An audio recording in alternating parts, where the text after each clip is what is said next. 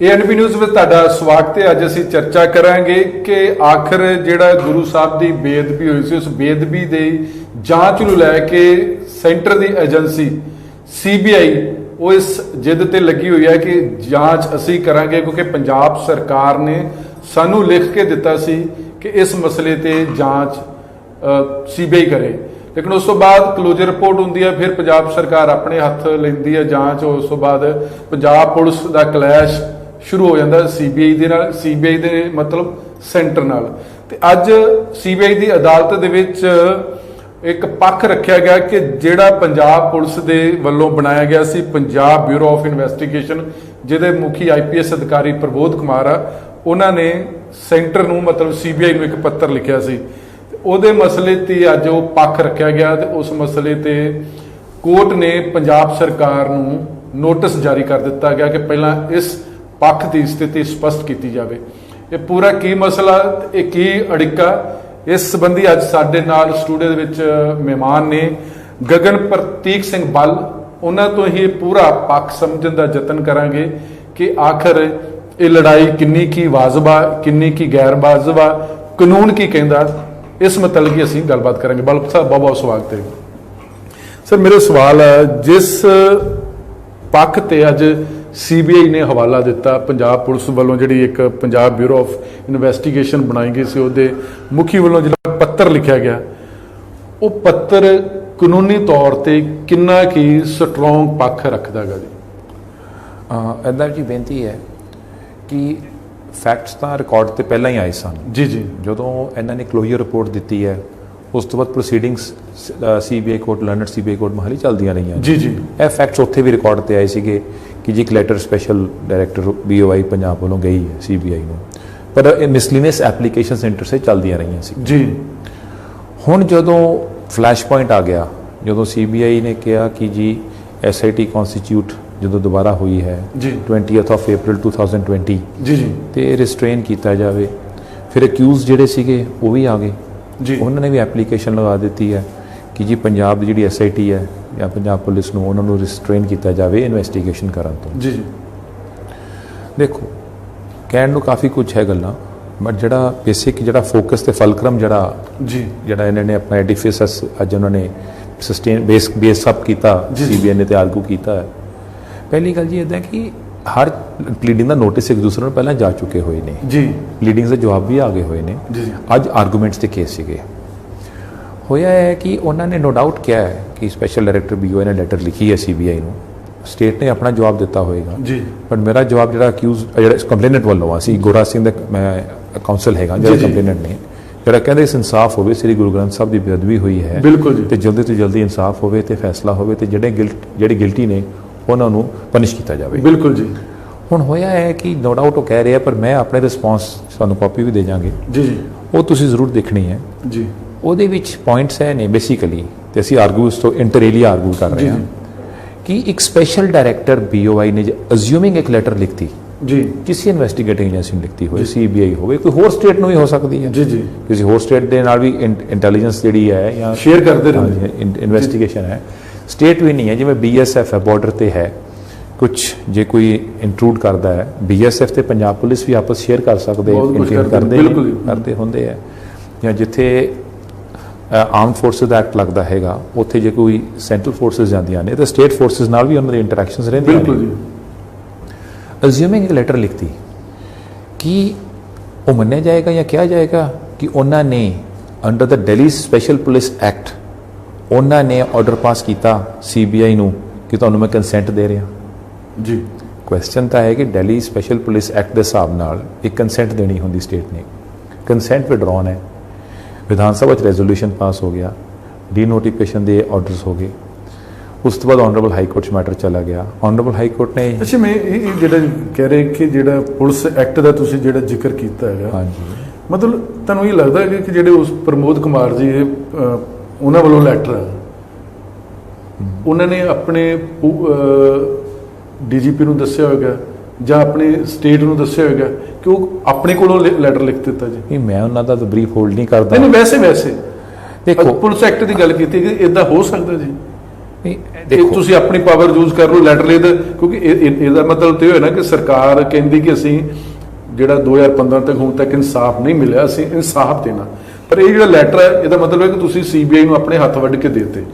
ਨਹੀਂ ਕਹਿਣ ਨੂੰ ਤਾਂ ਕੋਈ ਕਹਿ ਦੇ ਕਿ ਹੱਥ ਵੱਡੇ ਜਾਂ ਨਹੀਂ ਵੱਡੇ, ਦੈਟਸ ਅ ਡਿਫਰੈਂਟ ਥਿੰਗ। ਜੀ, ਜੀ। ਕੁਐਸਚਨ ਤਾਂ ਲਾਅ ਤੇ ਚੱਲਣੀ ਹੈ ਜੀ। ਜੀ ਜੀ ਜਦੋਂ ਪਹਿਲਾਂ ਨੋਟੀਫਾਈ ਹੋਇਆ ਉਦੋਂ ਹੋਮ ਸੈਕਟਰੀ ਦੇ ਆਰਡਰਸ ਦੇ ਉੱਪਰ ਨੋਟੀਫਿਕੇਸ਼ਨ ਜਾਰੀ ਹੋਈ, ਜੀ ਜਦੋਂ ਸੀਬੀਆਈ ਨੂੰ ਅਸਾਈਨ ਕੀਤੀ ਗਈ ਇਨਵੈਸਟੀਗੇਸ਼ਨ। ਜੀ ਉਸ ਤੋਂ ਬਾਅਦ ਰੈਜ਼ੋਲੂਸ਼ਨ ਆਇਆ ਤਾਂ ਡੀ ਨੋਟੀਫਿਕੇਸ਼ਨ ਦੇ ਆਰਡਰਸ ਹੋ ਗਏ, ਨੋਟੀਫਾਈ ਹੋ ਜੀ। ਗਏ, it is withdrawn, consent is withdrawn. Consent withdraw ਹੋ ਗਈ, ਉਹ ਆਨਰੇਬਲ ਹਾਈ ਕੋਰਟ 'ਚ ਮੈਟਰ ਚਲਾ ਗਿਆ। ਜੀ ਆਨਰੇਬਲ ਹਾਈ ਕੋਰਟ ਨੇ 25/1/2019 ਨੂੰ ਮੈਟਰ ਡਿਸਾਈਡ ਕਰਤਾ। ਜੀ ਉਹਦੇ ਵਿੱਚ ਕਹਿਤਾ ਕਿ ਜਿਹੜੇ ਇਹਨਾਂ ਨੇ ਰੈਜ਼ੋਲੂਸ਼ਨ ਪਾਸ ਹੋਇਆ ਹੈ ਜਿਹੜਾ ਵਿਡਰਾਨ ਹੈ ਜੀ ਤੇ ਉਹਨੂੰ ਵੈਲਿਡ ਕਹਿਤਾ ਆਨਰੇਬਲ ਹਾਈ ਕੋਰਟ ਜੀ, ਨੇ, ਜੀ। ਉਹਨੂੰ ਲੀਗਲ ਤੇ ਵੈਲਿਡ ਹੋ ਗਿਆ। ਐਸ ਐਸਐਲਪੀ की बात ही ਇਹਨਾਂ ਨੇ ਸੀਬੀਆਈ ਵਾਲੇ ਵੈਂਟ ਇਨਟੂ ਸੁਪਰੀਮ ਕੋਰਟ, ਉਹਦੇ ਉਸ ਆਰਡਰ ਨੂੰ ਚੈਲੰਜ ਕੀਤਾ, ਉਹ ਐਸਐਲਪੀ ਡਿਸਮਿਸ ਹੋ ਗਈ। ਉਹਦੇ ਖਿਲਾਫ ਉਹਨਾਂ ਨੇ ਕਹਿੰਦੇ ਸੀ ਰਿਵਿਊ ਲਗਾ ਦਿੱਤੀ ਹੈ। ਜੀ ਰਿਵਿਊ ਲੱਗੀ ਹੈ ਮਾਰਚ ਦੇ ਮਹੀਨੇ ਦੀ। ਬਿਲਕੁਲ ਜੀ। ਮੈਂ ਪਿਛਲੀ ਡੇਟ ਤੇ ਐਪਲੀਕੇਸ਼ਨ ਸਪੈਸੀਫਿਕਲੀ ਦੇਤੀ ਸੀ ਕਿਉਂਕਿ ਮੈਨੂੰ ਸੀ ਕਿ ਇਹਨਾਂ ਨੇ ਇਹ ਕਹਿਣਾ ਹੈ ਤੇ ਪਹਿਲਾਂ ਹੀ ਮੈਂ ਆਪਣੇ ਦੇਖ ਲਿਆ, ਇਹਨੂੰ ਆਈ ਵਾਸ ਟ੍ਰਾਈਂਗ ਟੂ ਅਸੈਸ ਇਟ, ਇਹਨੂੰ ਪਹਿਲਾਂ ਹੀ ਅਸੀਂ ਪ੍ਰੀਐਮਪਟ ਕਰੀਏ ਸਿਚੁਏਸ਼ਨ ਨੂੰ ਕਿ ਆਪਣਾ ਜਾ ਕੇ ਨਾ ਕਹਿਣ ਕਿ ਇਟ ਇਜ਼ ਪੈਂਡਿੰਗ ਐਡਜੂਡੀਕੇਸ਼ਨ। ਜੀ ਜੀ ਉਹ ਕਹਿੰਦੇ ਇਟ ਇਜ਼ ਪੈਂਡਿੰਗ ਐਡਜੂਡੀਕੇਸ਼ਨ। ਐਡਜੂਡੀਕੇਸ਼ਨ ਜਦੋਂ ਮੈਟਰ ਫੈਸਲੇ ਤੇ ਐਡਜੂਡੀਕੇਟ ਹੋ ਰਿਹਾ ਹੋਵੇ, ਉਹ ਡਾਇਰੀ ਨੰਬਰ ਲੱਗਿਆ ਹੋਇਆ, ਐਪਲੀਕੇਸ਼ਨ ਦਾ ਨੰਬਰ ਰਜਿਸਟਰ ਵੀ ਨਹੀਂ ਹੋਇਆ ਜੀ ਤੇ ਉਹੀ ਮੈਂ ਐਪਲੀਕੇਸ਼ਨ ਮੂਵ ਕੀਤੀ ਤੇ ਅੱਜ ਫਰਸਟ ਆਰਗੂਮੈਂਟ ਜਦੋਂ ਸ਼ੁਰੂ ਹੋਇਆ ਆਈ ਰੇਜ਼ ਦੈਟ ਪੁਆਇੰਟ ਕਿ ਸਾਡੀ ਐਪਲੀਕੇਸ਼ਨ ਦਾ ਜਵਾਬ ਦਿਓ, ਰਿਸਪੌਂਡ ਟੂ ਦਿਸ। ਜੀ ਉਹਨਾਂ ਨੇ ਕਹਿਤਾ ਜੀ ਕਿ ਸਾਡਾ ਉਹੀ ਡਾਇਰੀ ਨੰਬਰ ਮਾਰਚ ਦਾ ਲੱਗਿਆ ਹੋਇਆ, ਸਾਡਾ ਤਾਂ ਅੱਜ ਵੀ ਉਹੀ ਸਟੇਟਸ ਹੈ। ਜੀ So then I made a point before the Honorable Court that this statement may be recorded because supreme court ਦੇ ਵਿੱਚ ਜਿਹੜੀ ਐਸਐਲਪੀ ਡਿਸਮਿਸ ਹੋ ਜਾਂਦੀ ਹੈ। ਬਿਲਕੁਲ ਹੁਣ ਤੁਸੀਂ ਜਿਵੇਂ ਪੁਆਇੰਟ ਕੀਤਾ ਕਿ ਇਸ਼ੂਜ਼ ਆਏ ਹੱਥ ਵੱਡੇ ਗਏ, ਉਹਦੇ ਨਹੀਂ ਹੁੰਦਾ ਇੱਦਾਂ। That is not the point. ਜਦੋਂ ਉਹਨਾਂ ਨੇ ਸੁਪਰੀਮ ਕੋਰਟ ਐਸਐਲਪੀ ਲਾਈ ਆਨਰੇਬਲ ਸੁਪਰੀਮ ਕੋਰਟ 'ਚ, ਉੱਥੇ ਗਰਾਊਂਡ ਲਿੱਤੀ ਹੈ ਉਹਨਾਂ ਨੇ ਸੀਬੀਆਈ ਨੇ ਕਿ ਜੀ ਡਾਇਰੈਕਟਰ ਬਿਊਰੋ ਆਫ ਇਨਵੈਸਟੀਗੇਸ਼ਨ ਨੇ 29/7/2019 ਨੂੰ ਇੱਕ ਸਾਨੂੰ ਲੈਟਰ ਵੀ ਲਿਖੀ ਹੈ ਇਨਵੈਸਟੀਗੇਟ ਕਰਨ ਵਾਸਤੇ। ਬਿਲਕੁਲ ਜੀ। ਦੇ ਹੈਵ ਟੇਕਨ ਦੈਟ ਪਲੀ। ਹੁਣ ਉਹ ਪਲੀ ਦੇ ਉੱਤੇ ਜਦੋਂ ਇਹਨਾਂ ਨੇ ਆਰਗੂ ਕੀਤਾ ਆਨਰੇਬਲ ਸੁਪਰੀਮ ਕੋਰਟ 'ਚ, ਆਨਰੇਬਲ ਸੁਪਰੀਮ ਕੋਰਟ ਨੇ ਡਿਸਮਿਸ ਕਰਤੀ। ਸੋ ਜਿਹੜੀ ਤੁਹਾਡੀ ਗਰਾਊਂਡ ਹੈ ਤੁਸੀਂ ਅੱਜ ਇੱਥੇ ਲੈ ਰਹੇ ਹੋ ਸੀਬੀਆਈ ਕੋਰਟ ਮੋਹਾਲੀ, ਜੀ ਉਹਨੂੰ ਤੁਸੀਂ ਪ੍ਰੋਫੈਸ ਕੀਤਾ ਇਨ ਯੋਰ ਐਸਐਲਪੀ ਤੇ ਐਸਐਲਪੀ ਡਿਸਮਿਸ ਹੋ ਗਈ। ਨਹੀਂ, ਫਿਰ ਸੁਪਰੀਮ ਕੋਰਟ ਦੀ ਅਦਾਲਤ ਛੋਟੀ ਹੋ ਗਈ, ਸੀਬੀਆਈ ਕੋਰਟ ਵੱਡੀ ਹੋ ਗਈ। that is the point ਕਿਉਂਕਿ ਉਹ ਜਦ ਉਹ ਮਰਜ ਕਰ ਚੁੱਕਾ ਹੈ ਆਰਡਰ 'ਚ, ਆਨਰੇਬਲ ਸੁਪਰੀਮ ਕੋਰਟ ਦੇ ਆਰਡਰ 'ਚ, ਜੀ ਜੀ ਹਾਊ ਐਂਡ ਵਾਈ ਸ਼ੁੱਡ ਦੇ ਹਾਰਪ ਔਨ ਦੈਟ। ਬਿਲਕੁਲ। ਹੁਣ ਹੋਇਆ ਕੀ ਸੀਗਾ ਜੀ, ਮੈਂ ਪਿਛਲੀ ਵਾਰੀ ਇਹੀ ਐਜੀਟੇਟ ਕੀਤਾ ਕਿ ਜੀ ਸਾਨੂੰ ਐਸਐਲਪੀ ਤੇ ਰਿਵਿਊ ਦੀ ਐਪਲੀਕੇਸ਼ਨ ਦੀ ਕਾਪੀ ਦਿਖਾਣ, ਉਹ ਨਾਲ ਨਹੀਂ ਸੀ ਲਗਾਈ ਹੋਈ। ਸਪੈਸੀਫਿਕਲੀ ਆਰਡਰ 'ਚ ਆਇਆ ਕਿ I as counsel for the complainant, ਜੀ ਜੀ I have urged that the CBI should give us a S copy of the SLP। ਜੀ। ਮੈਂ ਇਕੱਲੇ ਨੇ ਅਰਜ ਕੀਤਾ ਸੀ ਉੱਥੇ, ਉਹ ਕਾਪੀ ਮੈਨੂੰ ਮੇਲ ਤੇ ਆ ਗਈ। ਆਰਡਰ ਹੀ ਹੋਈ ਸੀ ਕਿ ਮੇਲ ਤੇ ਮੈਨੂੰ ਭੇਜੀ ਜਾਏਗੀ, ਸੀਬੀਆਈ ਵਾਲਿਆਂ ਨੇ ਮੈਨੂੰ ਭੇਜ ਦਿੱਤੀ। ਜਦੋਂ ਮੈਂ ਸਾਰੀ ਅਸੈਸ ਕੀਤੀ, about 1100-1200 ਪੇਜ ਦੀ SLP ਸੀ ਜੀ ਤੇ ਨਾਲੇ ਫਿਰ review application once when I assessed it, ਉਹ ਗਰਾਊਂਡ ਮੈਂ ਉੱਥੇ ਚੈੱਕ ਕਰ ਲਈ।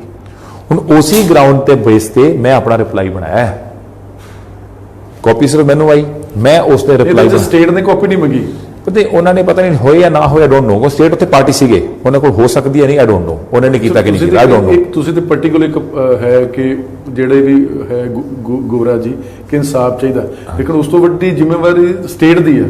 ਉਹ ਵੀ ਆਪਣਾ ਕੇਸ ਕਰ ਰਹੇ ਚੰਗੀ ਤਰ੍ਹਾਂ, they are fighting it firm the ਬੜਾ ਅੱਛਾ ਲੜ ਰਹੇ ਸਾਰੇ ਆਪਣਾ। ਸਾਰੇ ਦੇਖੋ as a counsel, as a lawyer, ਹਰ ਪਾਰਟੀ ਆਪਣਾ ਵਕੀਲ ਜਿਹੜਾ ਹੁੰਦੇ ਨੇ, ਲਾਇਰਸ ਡੂ देयर ਬੈਸਟ। ਜੀ ਜੀ ਮੈਂ ਆਪਣੇ ਪੁਆਇੰਟ ਆਫ View ਤੇ ਮੰਗੀ ਕਿਉਂਕਿ ਉਹਨਾਂ ਨੇ ਉੱਥੇ ਆਨਰੇਬਲ ਸੁਪਰੀਮ ਕੋਰਟ 'ਚ ਉਹਨਾਂ ਨੇ ਉਦੋਂ ਕਾਪੀ ਲਿੱਤੀ ਹੋਏਗੀ ਤੇ ਉਹਨਾਂ ਕੋਲ ਕਾਪੀ ਹੋਏਗੀ ਵੀ, ਉਹ ਵੀ ਆਰਗੂ ਕਰਨਗੇ ਤਾਂ ਉਹ ਵੀ ਕਰਨਗੇ, they will also do it. But ਮੈਂ ਸੇ ਲੈ ਲਈ ਸੀ ਪੁਆਇੰਟ ਤੇ I have taken it as a ground in my reply to the CBI's application. ਅੱਛਾ, ਇੱਕ ਬਲਸੇ ਹੋਰ ਹੈ, ਜਦ ਇੱਕ ਵਾਰ ਇਹਨਾਂ ਨੇ ਸੀਬੀਆਈ ਨੇ ਕਲੋਜ਼ਰ ਰਿਪੋਰਟ ਦੇ ਦਿੱਤੀ ਹੈਗੀ, ਫਿਰ ਇਹਨਾਂ ਦੀ ਜਿਹੜੀ ਕੇਸ ਲੜਨ ਦੀ ਜਿਹੜੀ ਦੁਬਾਰਾ ਜਿਹੜੀ ਇੱਛਾ ਉਹ ਜਾਗ ਗਈ। ਜੇ ਤੁਸੀਂ ਕਹੇ ਕਿ ਇੱਕ ਵਾਰ ਕੇਸ ਤੁਸੀਂ ਬੰਦ ਕਰਤਾ, ਕਲੋਜ਼ ਕਰਤਾ, ਫਿਰ ਤੁਹਾਨੂੰ ਲੱਗਦਾ ਕਿ ਸੀਬੀਆਈ ਨੂੰ ਪਿੱਛੇ ਹਟ ਜਾਣਾ ਚਾਹੀਦਾ ਕਿ ਜੇ ਸੀਬੀਆਈ ਤੇ ਵੀ ਪ੍ਰੈਸ਼ਰ ਹੈ ਜਾਂ ਕਾਨੂੰਨੀ ਤੌਰ ਤੇ ਇੱਕ ਵਾਰ ਜਿਹੜਾ ਵਕੀਲ ਹੈ ਸੀ ਧਿਰ, ਉਹ ਕਹਿੰਦੀ ਮੈਂ ਨਹੀਂ ਕੇਸ ਲੈਣਾ, ਮੈਂ ਆਪਣੀ ਰਿਪੋਰਟ ਦੇ ਦਿੱਤੀ, ਫਿਰ ਵਾਰ-ਵਾਰ ਜਿਹੜਾ ਇੰਟਰਵੀਨ ਕਰਨਾ ਹੈਗਾ ਉਹ ਕਿੰਨਾ ਕਿ ਕਾਨੂੰਨੀ ਤੌਰ ਤੇ ਸੀਬੀਆਈ ਦਾ ਜਿਹੜਾ ਪੱਖ ਮਜ਼ਬੂਤ ਹੈ। ਅੱਛਾ, ਮੈਂ ਉਹੀ ਗੱਲ ਬੇਨਤੀ ਕਰਦਾ ਜੀ ਕਿਉਂਕਿ ਇਹ 4 ਜੁਲਾਈ 2019 ਨੂੰ ਜਿਹੜੀ ਸੀਬੀਆਈ ਦੀ ਕਲੋਜ਼ਰ ਰਿਪੋਰਟ ਰਜਿਸਟਰ ਹੋ ਕੇ ਟੇਕ ਅਪ ਹੋਈ ਸੀਗੀ ਜੀ ਜੀ ਲਰਨਡ ਸੀਬੀਆਈ ਕੋਰਟ ਮੋਹਾਲੀ ਪਿਛਲੇ ਸਾਲ, ਜੀ ਜੀ ਕੁਝ ਦਿਨ ਪਹਿਲਾਂ ਉਸ ਤੋਂ ਪਹਿਲਾਂ ਫਾਈਲ ਕੀਤੀ ਸੀਗੀ। ਹੁਣ ਕਲੋਜ਼ਰ ਰਿਪੋਰਟ ਮੈਂ ਪਹਿਲਾਂ ਵੀ ਬੇਨਤੀ ਕੀਤੀ ਹੈ ਕਿ ਜਿਹੜੀ ਕਲੋਜ਼ਰ ਰਿਪੋਰਟ ਹੈ ਨਾ ਜੀ, ਉਹਦੇ ਵਿੱਚ ਉਹਨਾਂ ਨੇ ਇਹ ਲਿਖਿਆ ਹੈ ਸੋ ਫਾਰ ਹਾਲੀ ਤੱਕ ਕੋਈ ਐਸਾ ਕਲੂ ਨਹੀਂ ਆਇਆ ਜਿੱਥੋਂ ਅਕਿਊਜ਼ ਦੀ ਇਨਕ੍ਰਿਮੀਨੇਸ਼ਨ ਬਣਦੀ ਹੋਵੇ ਤੇ ਜਿਹੜੀ ਉਹਨਾਂ ਦੇ ਖਿਲਾਫ ਇਹ ਚਲਾਨ ਭਰ ਸਕਣ। ਜੀ ਜੀ। ਹਾਲੀ ਤੱਕ ਸੋ ਫਾਰ ਦੇ ਹੈਵਨਟ ਰਿਸੀਵਡ ਐਨੀ ਸੱਚ ਇਨਕ੍ਰਿਮੀਨੇਸ਼ਨ ਜੀ ਜੀ। ਜਾਂ ਐਸੇ ਇਸ਼ੂਜ਼। ਸੋ ਜੇ ਉਹਨਾਂ ਨੇ ਕਿਹਾ so far that means till 4th of July ਨਾ ਜਿੱਦਨ ਜਾਂ 28 29 ਬਿਲਕੁਲ ਉਸ ਡੇਟ ਤੱਕ ਸੋ ਫਾਈਲ ਕਰਤਾ ਜੀ। ਸੋ ਫਾਰ ਉਸ ਡੇਟ ਤੱਕ ਉਹਨਾਂ ਕੋਲ ਕਲੂ ਨਹੀਂ ਹੈ। ਜੀ ਜੀ। ਉਸ ਤੋਂ ਬਾਅਦ ਇਹਨਾਂ ਦੇ ਐਪਲੀਕੇਸ਼ਨ ਖੁਦ ਲਗਾਉਂਦੇ ਨੇ ਉਸੇ ਕੋਰਟ 'ਚ ਕਿ ਪ੍ਰੋਸੀਡਿੰਗ ਨੂੰ ਇਹਨੂੰ ਅਬੇਅੰਸ ਰੱਖ ਲਓ। ਸੀਬੀਆਈ ਵਾਲੀ ਕੋਰਟ 'ਚ ਸੀਬੀਆਈ ਦੇ ਵੱਲੋਂ ਐਪਲੀਕੇਸ਼ਨ ਆਂਦੀ ਹੈ ਇसी ਕੋਰਟ 'ਚ ਉੱਥੇ ਉਸ ਦਿਨ ਆਂਦੀ ਜਿੱਦਣ ਪੰਜਾਬ ਸਰਕਾਰ ਦੀ ਜਿਹੜੀ ਇੱਕ ਐਸਆਈਟੀ ਰਣਬੀਰ ਸਿੰਘ ਖੱਟੜਾ ਦੀ ਗਵਾਹੀ 'ਚ ਬੰਦੀ ਜਦ ਉਹ 7 ਕੀ ਲੋਕ ਫੜ ਲੈਂਦੇ ਨੇ ਉਸ ਦਿਨ ਸੀਬੀਆਈ ਦੁਬਾਰਾ ਪਾ ਦਿੰਦੀ ਹੈਗੀ। ਉਸ ਤੋਂ ਪਹਿਲਾਂ ਵੀ ਲਾਈ ਹੈ ਇਹਨਾਂ ਨੇ ਐਪਲੀਕੇਸ਼ਨ ਜਦੋਂ ਫਾਈਲ ਕੀਤੀ ਨਾ 4/7 ਨੂੰ। ਜੀ ਜੀ। ਉਸ ਤੋਂ ਬਾਅਦ ਉਹਨਾਂ ਨੇ ਐਪਲੀਕੇਸ਼ਨ ਲਗਾਈ ਉੱਥੇ ਕਿ ਇਸ ਨੂੰ ਪ੍ਰੋਸੀਡਿੰਗ ਨੂੰ ਅਬੇਅੰਸ ਰੱਖਿਓ ਜੀ ਜੀ ਕਿ ਅਸੀਂ ਪ੍ਰੋਸੀਡਿੰਗ ਇਨੀਸ਼ੀਏਟ ਕਰ ਰਹੇ ਹਾਂ ਇਨਵੈਸਟੀਗੇਸ਼ਨ ਦੇ ਪੁਆਇੰਟਸ ਤੇ। ਹੁਣ ਜਦੋਂ ਮੈਟਰ ਸਬਮਿਸ਼ਨ ਆਈ ਪਿਛਲੀ ਵਾਰੀ ਡੇਟ ਤੇ ਮੈਂ ਇਹੀ ਬੇਨਤੀ ਕੀਤੀ ਕਿ ਜਦੋਂ ਤੁਸੀਂ ਇੱਕ ਆਨਰੇਬਲ ਕੋਰਟ ਦੇ ਵਿੱਚ ਪ੍ਰੋਸੀਡਿੰਗ ਦੇਤੀ ਉਸ ਆਨਰੇਬਲ ਕੋਰਟ 'ਚ ਬਿਆਨ ਇਹ ਹੁੰਦਾ ਹੈ ਕਿ ਆਨਰੇਬਲ ਹਾਈ ਕੋਰਟ ਦੇ 25/1/2019 ਦੇ ਆਰਡਰ ਦਾ ਬੇਸਿਸ ਸਾਰੀਆਂ ਪਾਰਟੀਆਂ ਉਹਨੂੰ ਆਰਡਰ ਤੇ ਹਾਰਪਨ ਕਰ ਰਹੀਆਂ ਨੇ। ਜੀ ਜੀ। ਤੇ ਇਹ ਤਾਂ ਆਨਰੇਬਲ ਸੁਪਰੀਮ ਕੋਰਟ 'ਚ ਹੁਣ ਐਸਐਲਪੀ ਦਾ ਜਿਹੜਾ ਡਿਸੀਜਨ ਹੋਏਗਾ ਉਸ ਦੇ ਹਿਸਾਬ ਨਾਲ ਹੀ ਸੀਬੀਆਈ ਕੋਰਟ ਚੱਲੇਗੀ। ਇਹ ਜੁਡੀਸ਼ੀਅਲ ਆਰਡਰ ਸੀਬੀਆਈ ਕੋਰਟ 'ਚ ਪਾਸ ਹੋ ਚੁੱਕਾ ਸੀਗਾ। ਜੀ ਜੀ। Meaning there by whether CBI has a right to investigate or not as figure ਲਿਖੇ ਹੋਏ ਹੈ ਜਿਮਨੀ ਆਰਡਰ ਦੇ ਵਿੱਚ whether they have a right to investigate or not ਉਹ contingent ਹੈ decision of honorable supreme court ਤੇ ਇਹ ਵੀ ਲਿਖਿਆ ਗਿਆ ਹੈ ਕਿ then there learned CBI court shall proceed in accordance with the law ਜੋ ਵੀ decision ਹੋਏਗਾ ਉਹਨਾਂ ਪ੍ਰੋਸੀਡ ਕਰਨਗੇ। that means CBI is admitting ਕਿ ਉਹਨਾਂ ਕੋਲ ਇਨਵੈਸਟੀਗੇਸ਼ਨ ਦੀ ਪਾਵਰ ਨਹੀਂ ਸੀਗੀ। ਇਹਦਾ ਮਤਲਬ ਇਹੀ ਹੈ ਤੇ ਜਦੋਂ ਆਨਰੇਬਲ ਸੁਪਰੀਮ ਕੋਰਟ 'ਚ ਗਏ ਉੱਥੇ ਸਟੇ ਐਪਲੀਕੇਸ਼ਨ ਲਗਾਈ ਉਹ ਤਾਂ ਜਦੋਂ ਮੈਂ ਦੇਖੀ ਹੈ ਉਹ ਸਟੇ ਮਿਲੀ ਨਹੀਂ ਹੈਗੀ। ਉਹ ਸਟੇ ਮਿਲੀ ਨੂੰ ਡਿਕਲਾਈਨ ਹੋ ਗਈ। ਜੇ ਸਟੇ ਐਪਲੀਕੇਸ਼ਨ ਮੰਗੀ ਸੀ ਜੀ ਜੀ honourable High court decision the that means ਉਹ ਐਡਮਿਟ ਕਰਦੇ ਹੋਏ ਹੈਗੇ ਆ ਕਿ ਉਹਨਾਂ ਕੋਲ ਪ੍ਰੋਸੀਡ ਦੀ ਪਾਵਰ ਨਹੀਂ ਹੈ ਤਾਂ ਹੀ ਸਟੇ ਮੰਗਣਗੇ। ਬਿਲਕੁਲ। ਹੁਣ 25/1/2019 ਤੋਂ ਲੈ ਕੇ 20 ਫਰਵਰੀ 2020 ਤੱਕ ਜਦੋਂ supreme court honourable Supreme court SLP dismiss ਹੁੰਦੀ ਹੈ ਉਸ ਡੇਟ ਤੱਕ ਸਟੇ ਨਹੀਂ ਹੈ ਸੀਬੀਆਈ ਕੋਲ ਆਨਰੇਬਲ ਹਾਈ ਕੋਰਟ ਦੇ ਫੈਸਲੇ ਦੇ ਖਿਲਾਫ। ਜੀ। ਆਨਰੇਬਲ ਹਾਈ ਕੋਰਟ ਦੇ ਫੈਸਲੇ ਦੇ ਲਾਸਟ 8 ਲਾਈਨਾਂ ਕੀ ਨੇ? SIT to carry forward the investigation and conclude them expeditiously ਜਲਦੀ ਮੁਕਾਓ ਤੇ ਤਫਤੀਸ਼ SIT ਕਰਨਗੇ। ਜੀ ਜੀ। ਉਹ ਫਿਗਰੇ ਲਿਖੇ ਹੋਇਆ ਮੈਂਡੇਟ ਹੈ। ਜੇ SIT ਨਹੀਂ ਕਰਦੀ ਚਲੋ ਆਪਾਂ ਦੂਸਰੇ ਪਾਸੇ ਆਨੇ ਆ ਇਹ ਵੀ ਗਰਾਊਂਡ ਮੇ ਲਿੱਤੀਆਂ ਨੇ। ਜੇ SIT ਇਨਵੈਸਟੀਗੇਟ ਨਹੀਂ ਕਰਦੀ ਫਿਰ ਤਾਂ SIT ਆਨਰੇਬਲ ਹਾਈ ਕੋਰਟ ਦੀ ਕੰਟੈਂਪਟ ਕਰ ਗਈ। ਬਿਲਕੁਲ ਜੀ। ਠੀਕ ਹੈ ਨਾ ਜੀ। ਸੋ ਉਹ ਕੰਟੈਂਪਟ ਜੇ ਬਣਦੀ ਹੈ high court honourable High court ਦੇ ਆਰਡਰ ਦੀ ਜੇ SIT ਨੇ ਕਰਤਾ ਉਹ ਠੀਕ ਕਰਤਾ ਜੇ ਨਹੀਂ ਕਰਦੀ SIT ਤੇ SIT ਨੇ ਤਾਂ ਫਿਰ ਕੰਟੈਂਪਟ ਕਰ ਚੁੱਕੇ ਸੀਗੇ। ਬਿਲਕੁਲ ਜੀ। ਫਿਰ ਦੈਟ ਮੀਨਸ ਉਹਨਾਂ ਨੇ ਜਿਹੜੀ ਡਿਊਟੀ ਤੇ ਕੰਪਲਾਈਂਸ ਹੈ ਆਨਰੇਬਲ ਹਾਈ ਕੋਰਟ ਦੇ ਆਰਡਰ ਦੀ ਉਹਨੇ ਬੜੀ ਜਸਟੀਫਾਈਡ ਤਰੀਕੇ ਨਾਲ ਕੀਤੀ ਹੈ। ਹੁਣ ਉਸ ਆਰਡਰ ਦੀ ਆਨਰੇਬਲ ਹਾਈ ਕੋਰਟ ਦੇ ਆਰਡਰ ਦੀ ਮੈਂਡੇਟ ਦੀ ਕੰਪਲਾਈਂਸ ਕਰ ਰਿਹਾ ਕੋਈ ਉਹਨੂੰ ਹੁਣ ਅਕਿਊਜ਼ਡ ਕਹਿੰਦੇ ਆ ਕਿ ਉਹ ਸਟੇ ਕੀਤੀ ਜਾਵੇ। How can the accused go and ਸੇ ਕਿ SIT should not do it once when the honorable high court has directed it to do it ਤੇ expeditiously ਕਿਹਾ ਤੇ SIT ਕਨਸਟੀਟਿਊਟ ਹੋਈ ਹੈ 20 ਅਪ੍ਰੈਲ 2020 ਤੋਂ ਦੁਬਾਰਾ। ਪਹਿਲਾਂ ਵੀ ਉਹਨਾਂ ਕੋਲ ਸੀਗੀ ਹੁਣ ਇਹ ਪਲੀ ਲੈਂਦੇ ਆ ਕਿ ਇਹਨਾਂ ਨੇ ਬਹੁਤ 4 ਦਿਨ ਚ ਲਗਾਤੀ 5 ਦਿਨ ਚ ਕਰਤੀ। ਇਹਨਾਂ ਕੋਲ ਤਾਂ ਇਨਵੈਸਟੀਗੇਸ਼ਨ ਦੀ ਜਿਹੜੀ ਅਸਾਈਨਮੈਂਟ ਸੀ SIT ਨੂੰ ਤਾਂ ਉਦੋਂ ਵੀ ਸੀਗੀ ਉਸ ਟਾਈਮ ਤੇ ਕਿੰਨੀ ਦੇਰ ਉੱਥੇ ਰਹੀ ਹੈ ਉਹਨਾਂ ਕੋਲ ਤਾਂ ਸਾਰੇ ਰਿਕਾਰਡ ਸਮ ਅਪ ਹੋਏ ਜਿਹੜੇ ਹੁਣ ਹੋਏ ਉਹਨਾਂ ਨੇ ਕਰਕੇ ਸਮ ਅਪ ਕਰਕੇ ਤਾਂ ਉਹਨਾਂ ਰਿਕਾਰਡ ਲਿਖਤਾ। ਜਿਹੜਾ ਅੱਜ ਇਸ ਮਸਲੇ ਦੇ CBI ਨੇ ਵਾਰ-ਵਾਰ ਜਿਸ ਤੇ ਸਟ੍ਰੈਸ ਦਿੱਤਾ ਹੈਗਾ ਹਾਂਜੀ ਕਿ ਜਦ ਜਿਹੜੀ ਫਰਦਰ ਆਫ ਨੋਟੀਫਿਕੇਸ਼ਨ ਲਿਖਿਆ ਤੇ ਇਹਦਾ ਮਤਲਬ ਸਾਫ਼ ਹੈ ਕਿ ਪੰਜਾਬ ਸਰਕਾਰ ਜਾਂਦੀ ਕਿ ਇਸ ਮਸਲੇ ਦੀ ਜਾਂਚ CBI ਕਰ ਰਹੀ ਹੈ। ਇਹ ਜਿਹੜੀ CBI ਦੀ ਆਰਗੂਮੈਂਟ ਜਾਂ ਦਲੀਲ ਆ ਤੁਹਾਨੂੰ ਲੱਗਦਾ ਹੈ ਕਿ ਇੱਕ ਪਾਸੇ ਕਲੋਜ਼ਰ ਰਿਪੋਰਟ ਦੇ ਦੇਣਾ ਹੈਗਾ ਦੂਜੇ ਪਾਸੇ ਇਹ ਪੱਖ ਰੱਖਣਾ ਹੈਗਾ CBI ਦੀ ਇਮਾਨਦਾਰੀ ਤੇ ਡਾਊਟ ਹੁੰਦਾ ਜਾਂ ਕੋਈ ਪ੍ਰੈਸ਼ਰ ਹੈ?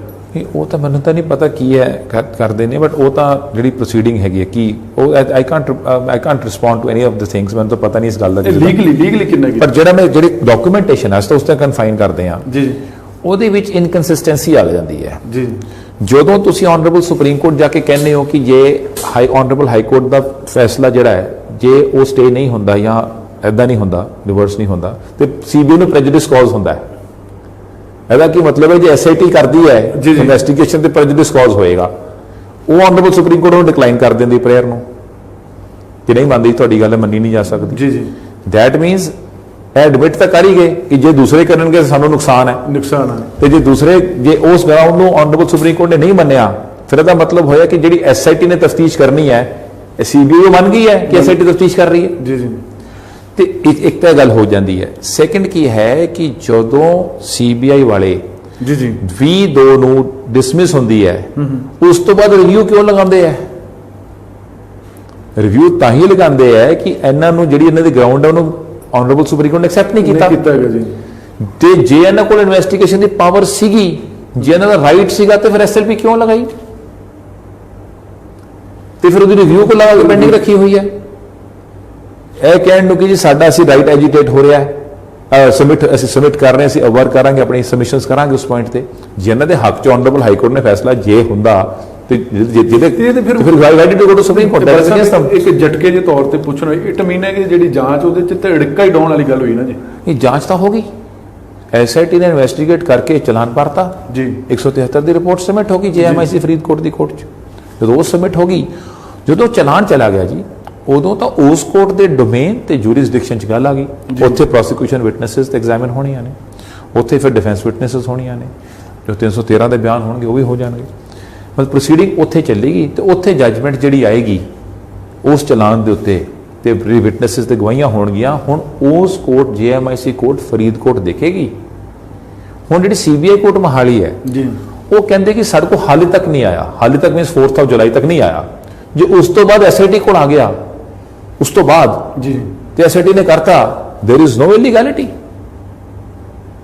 ਅਦਰਵਾਈਜ਼ ਕਹਿੰਦੇ ਪੈਰਲਲ ਇਨਵੈਸਟੀਗੇਸ਼ਨ ਹੁੰਦੀ ਹੈ ਫਲਾਣਾ, ਪੈਰਲਲ ਇਨਵੈਸਟੀਗੇਸ਼ਨ ਨਹੀਂ ਹੈ, ਪੈਰਲਲ ਨਹੀਂ ਹੈ, ਕਿਉਂਕਿ ਇਹ ਨੋਟੀਫਾਈ ਹੋ ਕੇ ਇਹਨੂੰ ਲੈਜੀਟਿਮੇਟ ਬੇਸਿਸ ਤੇ ਨੋਟੀਫਾਈ ਹੋ ਕੇ ਕੀਤੀ ਹੈ। Will of the house, will of the legislature ਜੀ ਜੀ ਉਹ ਪ੍ਰਵੇਲ ਕਰੇਗੀ, ਪ੍ਰਵੇਲ ਕਰ ਰਹੀ, ਬਿਲਕੁਲ ਜੀ। ਐਗਜ਼ੈਕਟਿਵ ਇਨਸਟਰਕਸ਼ਨਸ ਉਹਨੂੰ ਓਵਰਰਾਈਡ ਨਹੀਂ ਕਰ ਸਕਣਗੀਆਂ ਜੀ, ਜਾਂ ਐਗਜ਼ੈਕਟਿਵ ਆਰਡਰਸ ਉਹਨੂੰ ਓਵਰਰਾਈਡ ਨਹੀਂ ਕਰ ਸਕਦੇ। It's will of the house, ਤੇ will of the house it will prevail, ਤੇ ਉਹਨੂੰ ਸਬਸਰਵੀਐਂਟ ਨਹੀਂ ਕਰ ਸਕਦੇ ਤੁਸੀਂ ਐਗਜ਼ੈਕਟਿਵ ਆਰਡਰ ਨਾਲ। ਸੋ ਇਹ ਪਲੀ ਲੈਂਦੇ ਹੈ ਕਿ ਜੀ ਸੀਬੀਆਈ ਦੀ ਪ੍ਰੋਸੀਡਿੰਗ ਕਰਕੇ ਇਦਾਂ ਨਹੀਂ ਹੋਈ ਉਦਾਂ। Basically once when the honourable High court ਨੇ ਜਦੋਂ ਸਪੈਸੀਫਿਕਲੀ ਫੈਸਲਾ ਕਰਤਾ ਕਿ ਐਸਆਈਟੀ ਜਲਦੀ ਕਰੇਗੀ, ਤੇ ਐਸਆਈਟੀ ਨਹੀਂ ਕਰਦੀ, ਉਹ ਕੰਟੈਂਪਟ ਹੈ। ਤੇ ਜੇ ਇਹ ਕਹਿੰਦੇ ਇਹ ਗਲਤ ਹੈ ਤੇ ਇਹ ਵੀ ਗਲਤ ਕਰ ਰਹੇ ਨੇ, they are committing wrong. So therefore once when the order has void, ਜਦੋਂ ਇੱਥੋਂ ਆ ਕੇ ਆਨਰੇਬਲ ਸੁਪਰੀਮ ਕੋਰਟ ਡਿਸਾਈਡ ਹੋ ਗਿਆ ਜੀ, ਉੱਥੇ ਡਿਲੇ ਦੀ ਐਪਲੀਕੇਸ਼ਨ ਲਈ, ਉਹਦੇ ਵਿੱਚ ਗਰਾਊਂਡਸ ਦਿੱਤੀਆਂ ਨੇ ਕਿ ਜੋ ਅਸੀਂ ਐਸਐਲਪੀ ਚ ਕਿਹਾ ਉਹੀ ਸਾਡੀ interim ਕੰਡੋਨੇਸ਼ਨ of delay the application ground ਲੈਣੇ ਅਸੀਂ, ਉਹ ਡਿਸਮਿਸ ਹੋਈ ਲਿਮਿਟੇਸ਼ਨ ਤੇ, ਉਹਦੇ ਵਿੱਚ ਸਭ ਕੁਝ ਮਰਜ ਕਰ ਗਿਆ। ਹੁਣ ਰਿਵਿਊ ਐਪਲੀਕੇਸ਼ਨ ਜੇ ਐਨੇ ਜਸਟੀਫਾਈਡ ਸੀਗੇ ਰਿਵਿਊ ਟੇਕਅਪ ਕਰਵਾਉਂਦੇ, ਕਰਵਾ ਲੈਂਦੇ, ਉਹ ਟੇਕਅਪ ਨਹੀਂ ਕਰਵਾ ਰਹੇ, ਉਹ ਨੰਬਰਿੰਗ ਵੀ ਨਹੀਂ ਹੋ ਰਹੀ। 6 ਮਹੀਨੇ ਹੋ ਗਏ ਜੀ, ਕਹਿੰਦੇ ਸੀ ਨੰਬਰ ਲਗਵਾ ਕੇ ਰੱਖਿਆ ਹੋਇਆ ਮਾਰਚ ਵਿੱਚ, ਚਲੋ ਲਵਾ ਲਿਆ, ਉਹਨੂੰ ਫਿਰ ਰਿਮੂਵ ਕਿਉਂ ਨਹੀਂ ਕੀਤਾ ਆਬਜੈਕਸ਼ਨ ਨੂੰ? ਆਬਜੈਕਸ਼ਨ ਰਿਮੂਵ ਕਰ ਦੇ, ਆਬਜੈਕਸ਼ਨ ਰਿਮੂਵ ਕਰਦੇ, ਉਹਨੂੰ ਟੇਕ ਅਪ ਕਰਵਾ। ਲੱਗਦਾ ਕਿ ਇਸ ਮਸਲੇ ਦੇ ਵਿੱਚ ਜਿਹੜੇ ਕਾਨੂੰਨੀ ਦਾਅ ਪੇਚ ਖੇਡੇ ਜਾ ਰਹੇ ਨੇ ਐਸਆਈਟੀ ਪੰਜਾਬ ਪੁਲਿਸ ਜਾਂ ਸੀਬੀਆਈ ਦੇ, ਇਹਦੇ ਚ ਜਿਹੜੀ ਅਕਿਊਜ਼ ਧਿਰ ਜਿਹੜੀ ਮੰਨੀ ਜਾ ਰਹੀ ਹੈ ਉਹ ਬੈਨੀਫਿਟ ਲੈ ਜਾਏਗੀ ਜੀ।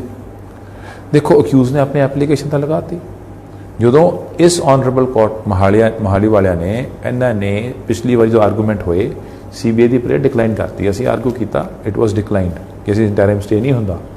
ਉਹੀ ਇੰਟਰਮ ਸਟੇ ਦੀ ਐਪਲੀਕੇਸ਼ਨ 10 ਦਿਨ ਬਾਅਦ ਅਕਿਊਜ਼ਡ ਵੀ ਲਗਾਉਣ ਆ ਗਏ ਜੀ, ਉਹ ਕਹਿੰਦੇ ਸਾਡੀ ਵੀ ਸੁਣੋ, ਉਹਨਾਂ ਦਾ ਜਵਾਬ ਬਣਾ ਕੇ ਵੀ ਦੇ ਦਿੱਤਾ ਹੈ।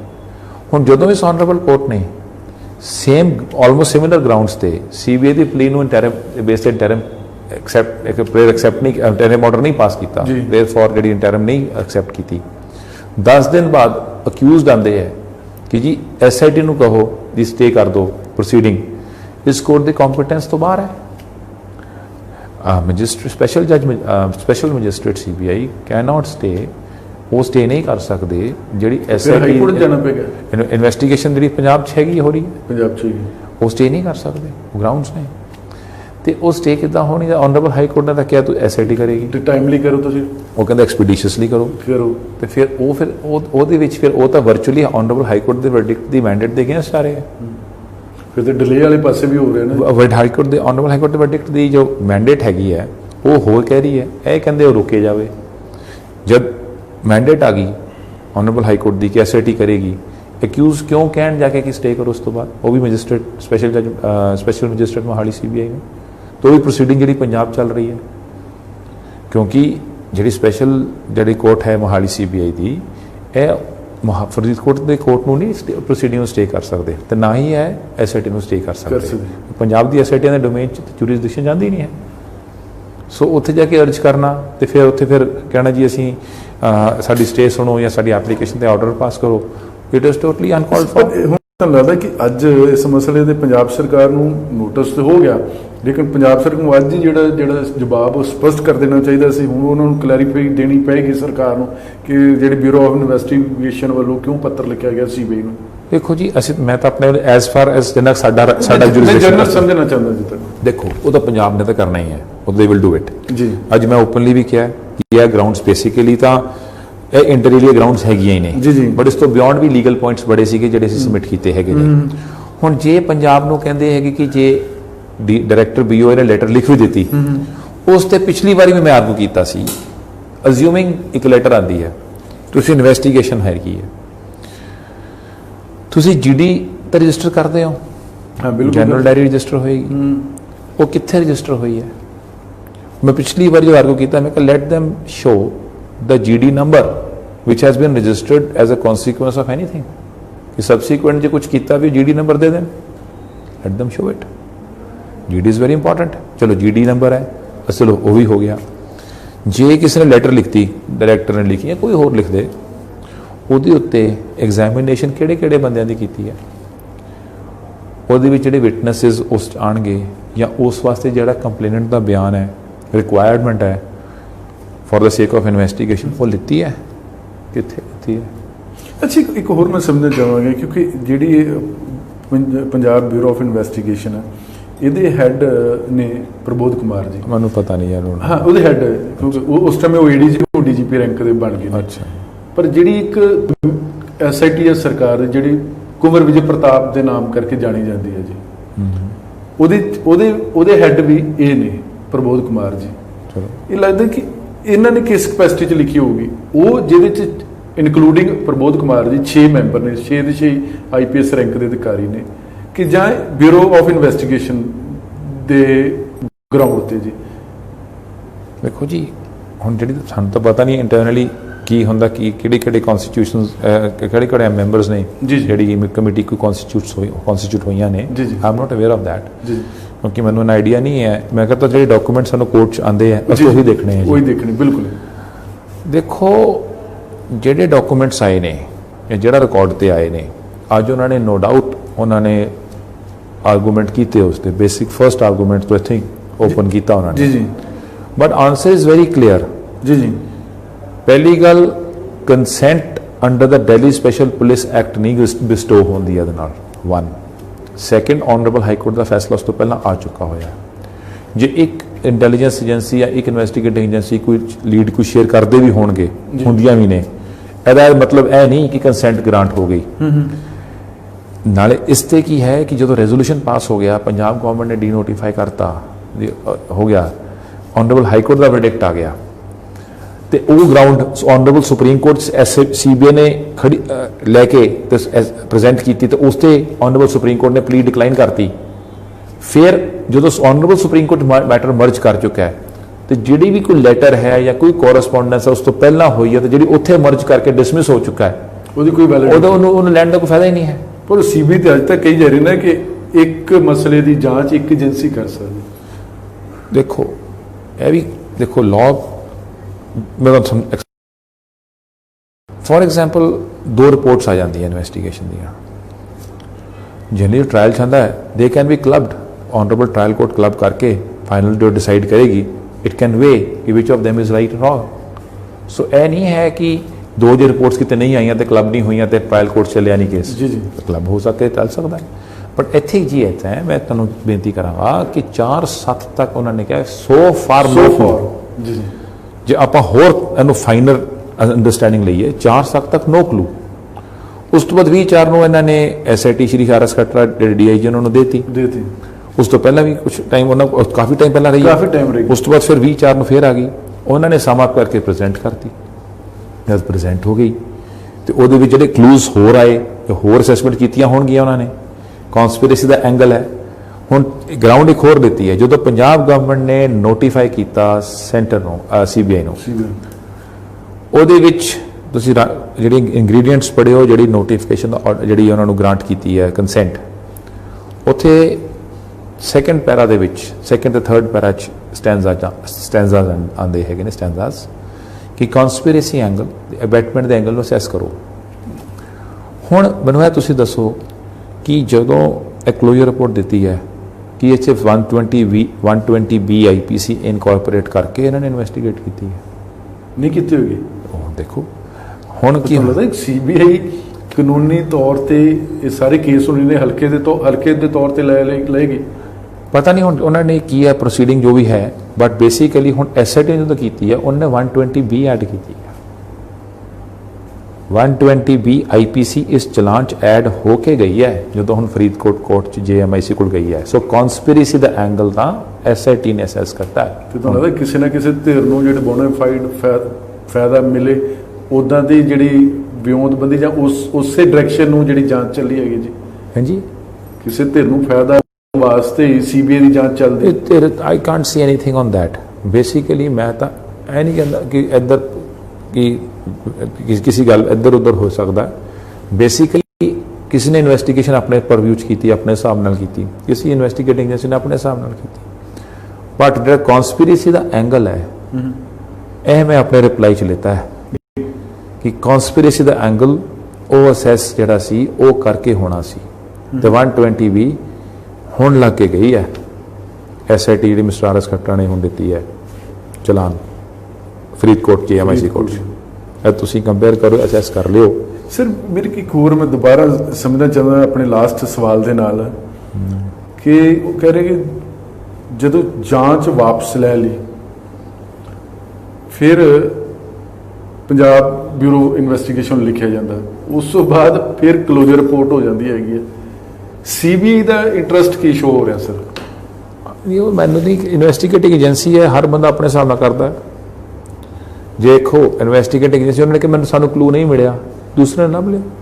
ਨਹੀਂ, ਜੇ ਮੈਨੂੰ ਨਹੀਂ ਮਿਲਿਆ ਹੈਗਾ, ਜੇ ਤੁਹਾਨੂੰ ਮਿਲ ਗਿਆ ਹੈਗਾ ਤਾਂ ਤੁਹਾਡਾ ਕੀ ਗੁਨਾਹ ਹੈਗਾ? ਕਮਜ਼ੋਰੀ ਤੇ ਮੇਰੀ ਰਹਿ ਗਈ ਨਾ ਜੀ। ਚਲੋ ਉਹਨਾਂ ਨੇ ਹੁਣ ਜਿੰਨਾ ਹੀ ਲਗਾਤਾ, ਅਸੀਂ ਤਾਂ ਐਜ਼ ਕੰਪਲੇਨੈਂਟ ਅਸੀਂ ਆਪਣੇ ਵੱਲੋਂ ਜਾ ਕੇ ਉੱਥੇ ਪ੍ਰੋਸੀਕਿਊਸ਼ਨ ਵਿਟਨੈਸਸ ਤੇ ਜਿਹੜੇ ਹੈਗੇ ਉਹ ਹੋਣਗੇ, ਅਸੀਂ ਐਜ਼ ਕੰਪਲੇਨੈਂਟ ਉੱਥੇ ਪੇਸ਼ ਹੋਣਾ ਪ੍ਰੋਸੀਕਿਊਸ਼ਨ ਵਿਟਨੈਸ ਵੱਲੋਂ। ਜਦੋਂ ਟ੍ਰਾਇਲ ਕੋਰਟ ਨੇ ਉੱਥੇ ਸਮਨ ਕਰਨਾ ਤੇ ਅਸੀਂ ਇੱਕੋ ਜਿਹੀ ਚਾਹਾਂਗੇ ਕਿ ਜਲਦੀ ਤੋਂ ਐਕਸਪੀਡਾਈਟ ਹੋ ਕੇ conviction we will argue that. ਚਲੋ ਬਲ ਸਾਹਿਬ ਤੁਸੀਂ ਸਾਡੇ ਵੱਲ ਸਮਾਂ ਕੱਢਿਆ, ਤੁਹਾਡਾ ਬਹੁਤ ਬਹੁਤ ਧੰਨਵਾਦ ਜੀ। ਇਹ ਮਸਲਾ ਕਿਸੇ ਇੱਕ ਦਾ ਨਹੀਂ ਹੈ, ਮਸਲਾ ਕਿਸੇ ਪਾਰਟੀ ਦਾ ਨਹੀਂ ਹੈ, ਮਸਲਾ ਕਿਸੇ ਸਰਕਾਰ ਦਾ ਨਹੀਂ ਹੈ। ਜੇ ਮਸਲਾ ਤੇ ਉਹ ਗੁਰੂ ਸਾਹਿਬ ਦਾ, ਜਿਸ ਗੁਰੂ ਸਾਹਿਬ ਨੇ ਸਾਨੂੰ ਹਮੇਸ਼ਾ ਸਰਬੱਤ ਦੇ ਭਲੇ ਦੀ ਸਾਨੂੰ ਹਮੇਸ਼ਾ ਅਸੀਂ ਆਸ ਕਰਦੇ ਹਾਂ ਕਿ ਸਰਬੱਤ ਦੇ ਭਲੇ ਦੀ ਅਸੀਂ ਹਮੇਸ਼ਾ ਮੰਗਦੇ ਹਾਂ। ਪਰ ਸਵਾਲ ਹੈ ਕਿ 5 ਸਾਲ ਹੋ ਚੁੱਕੇ ਨੇ ਅਜੇ ਤੱਕ ਗੁਰੂ ਸਾਹਿਬ ਨੂੰ ਸਰਕਾਰਾਂ ਇਨਸਾਫ ਨਹੀਂ ਦੇ ਸਕਿਆ। ਹੁਣ ਜਦ ਗੱਲ ਹੈ ਕਿ ਵਾਰ-ਵਾਰ ਇਹ ਕਿਹਾ ਰਿਹਾ ਕਿ ਮਸਲੇ ਦੀ ਜਾਂਚ CBI ਹੋਏਗੀ, ਸਰਕਾਰ ਨੇ ਕਿਉਂ ਲੈਟਰ ਲਿਖਿਆ ਹੈਗਾ, ਗੱਲ ਕਿਤੇ ਨਾ ਕਿਤੇ ਇਹ ਵੀ ਜਵਾਬ ਮੰਗਦੀ ਹੈਗੀ ਹੈ ਕਿ ਜੇ ਸਰਕਾਰ ਜਾਂ ਜਿਹੜੀਆਂ ਅਦਾਲਤਾਂ ਨੇ ਇਨਸਾਫ ਦੇ ਦਿੱਤਾ, ਕਿਤੇ ਦੇਰੀ ਨਾ ਹੋ ਜਾਵੇ। ਕਿਉਂਕਿ ਹਮੇਸ਼ਾ ਹੀ ਕਿਹਾ ਜਾਂਦਾ ਹੈ ਕਿ ਜਸਟਿਸ ਡਿਲੇ ਤੇ ਉਹ ਜਸਟਿਸ ਡਿਨਾਈ ਦੇ ਬਰਾਬਰ ਹੋ ਜਾਂਦਾ ਹੈ। ਪਰ ਮਸਲਾ ਗੁਰੂ ਸਾਹਿਬ ਦਾ, ਜਿਸ ਗੁਰੂ ਸਾਹਿਬ ਨੇ ਹਮੇਸ਼ਾ ਸਾਨੂੰ ਸਰਬੱਤ ਦੇ ਭਲੇ ਦੀ ਮੰਗ ਕਰਦੇ। ਤੁਸੀਂ ਬਣੇ ਰਹੋ NB ਨਿਊਜ਼ ਦੇ ਨਾਲ। ਤੁਹਾਡਾ ਬਹੁਤ ਬਹੁਤ ਧੰਨਵਾਦ।